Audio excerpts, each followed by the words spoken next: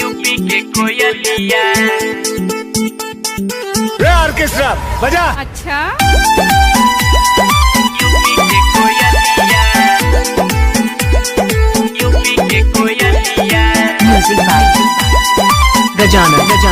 Presented by Ansika Studio, Ramkola. तू ही हो रानी हमर यूपी के कोयलिया। आए हाय तू ही हो रानी हमर यूपी के कोयलिया। बड़ा निक लागे तोहर मीठी मीठी बोलिया, बड़ा निक लागे तोहर मीठी मीठी बोलिया, मीठी मीठी बोलिया। तू ही हो रानी हमर यूपी के कोयलिया।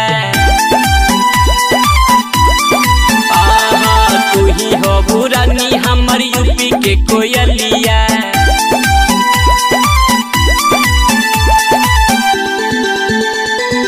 यूपी के कोयलिया यूपी के कोयलिया। तू ही हो रानी हमर यूपी के कोयलिया।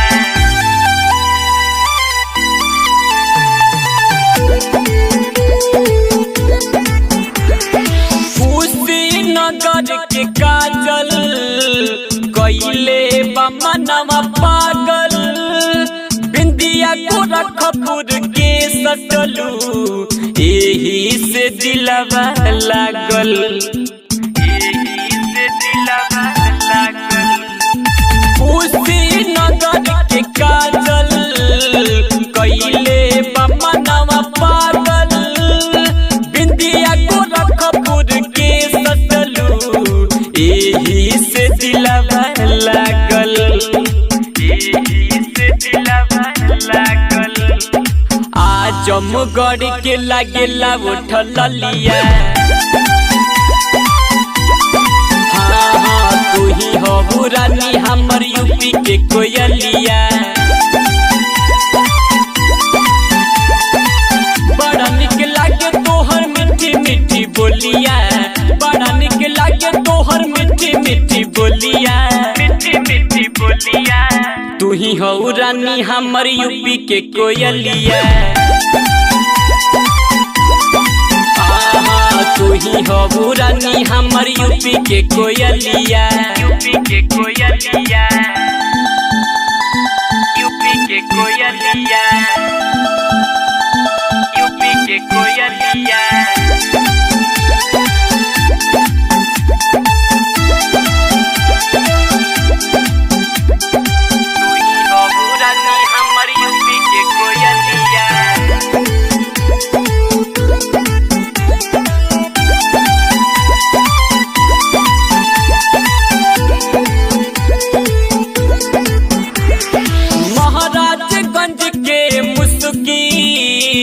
गाजीपुर के गोराई कहे संदीप परदेसी, यूपी में डोली आई, यूपी में डोली आई। महाराजगंज के मुस्की देवरिया के गोराई कहे गायक संदीप परदेसी, यूपी में डोली आई, यूपी में डोली आई।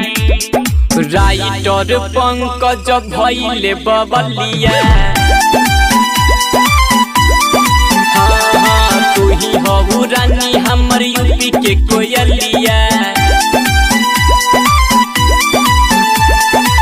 बड़ा निक लागे तोहर मीठी मीठी बोलिया, बड़ा निक लागे तोहर मीठी मीठी बोलिया, मीठी मीठी बोलिया। तू ही हो रानी हमर यूपी के कोयलिया। हाय हाय तू ही हो रानी हमर यूपी के कोयलिया। Presented